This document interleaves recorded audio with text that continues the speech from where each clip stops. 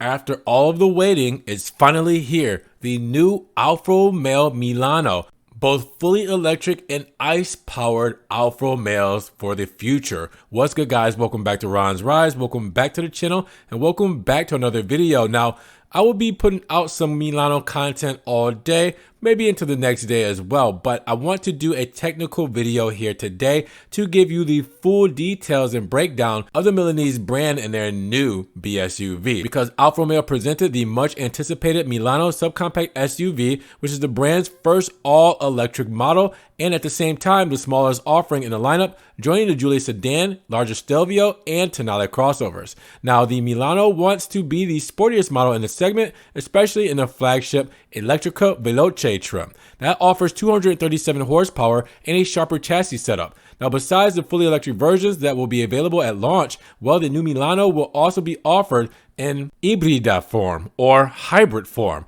which features a mild hybrid powertrain, an automatic gearbox, and optional all-wheel drive. Now, this will be allowed by the flexibility of the Stellantis underpinnings, which is also shared with the Jeep Avenger and the Fiat 600 models. Now, the goal for Alfa Romeo designers for the Milano was to win over a new generation, adopting the latest styling language of the Biscione brand. And the Milano is about 90% different from what we've known from the Alfa Romeo brand when it comes to the intriguing design, complex forms, and aggressive detail. Now, the front end, there's a lot going on due to the elongated matrix LED headlamps, which are interconnected with slim intakes via dark trim. You have the Scudetto grille, which is partly covered at the front and is inspired by the quadrifoglio versions of the Giulia and Stelvio, featuring large air intakes and an integrated splitter. Now, you also have the profile of the Milano, which is characterized by the toned up rear shoulders, the large wheels, and the greenhouse that connects with the rear glass. Now, the latter has a steeper angle compared to a traditional SUV, but not enough to join the coupe SUV world. Now, at the back, the Alfa Romeo designers opted for a cam tail finish, referencing the Giulia TZ. The black trim around the tail lamps is somehow reminiscent of the 2025 Nissan Kicks, a belt with more Italian curvaceousness. Now, measuring at 4,170 millimeters, 164.2 inches long, 1,780 millimeters, 70.1 inches wide, and 1,500 millimeters, 59.1 inches tall, the Alfa Romeo Milano falls right in the European BSUV segment. It's 86 millimeters, 3.4 inches longer than the Jeep Avenger, just as long as the Fiat 600, and 134 millimeters, 5.3 inches shorter than the Peugeot 2008. Now, the interior is somewhat familiar Alfa Romeo, but it gives a more striking design with a digital cockpit comprising of the dual 10.25-inch displays. However, a few new Alfa Romeo specific touches help make the difference, including the graphics of the infotainment and the Kinocchiale digital instrument cluster or telescope digital instrument cluster. Now, the seatbelt seats dressed in Alcantara are part of the optional sports package, and other trims feature Spiga vinyl and fabric upholstery combined with a leather steering wheel.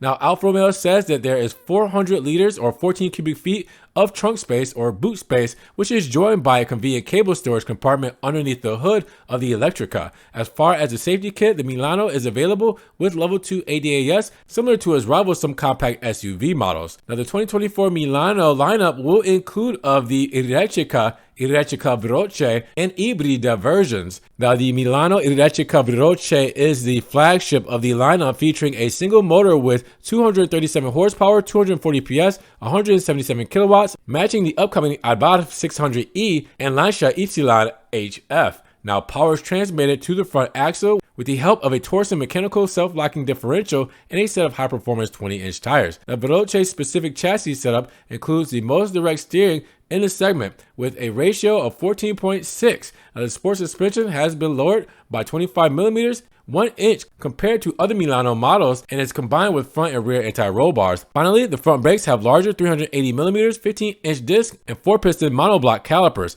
Alfa Romeo suggests that the top dog Milano will offer class-leading driving dynamics comparable to the discontinued Giulietta and Mito hatchbacks. Now, the entry-level Electrica produces a more restrained 154 horsepower, 115 kilowatts, 156 PS, with a 54 kilowatt lithium-ion battery offering 255 miles, 410 kilometers on the WLTP cycle and supporting up to 100 kilowatts of charging speeds. Now, these specifics are identical to the army of similar sized EVs by nearly every other Stellantis brand.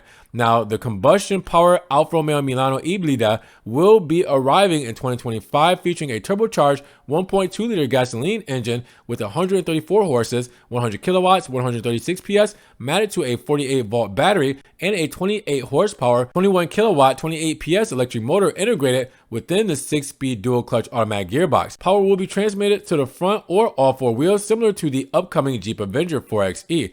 Now, unlike other Stellantis models, the Milano won't be available in pure ICE-powered form, meaning it won't come with a manual gearbox. And the company also mentioned the available Alpha DNA driving mode selector, but didn't clarify which Milano models are going to get it.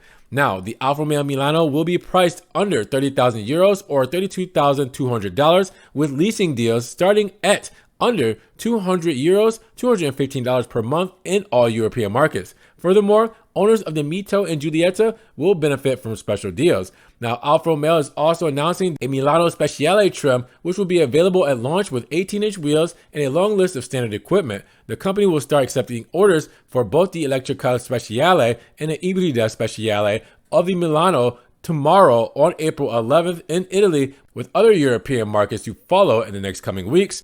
When it comes to the USA, though, I don't think we're going to be seeing the Milano anytime soon, if at all.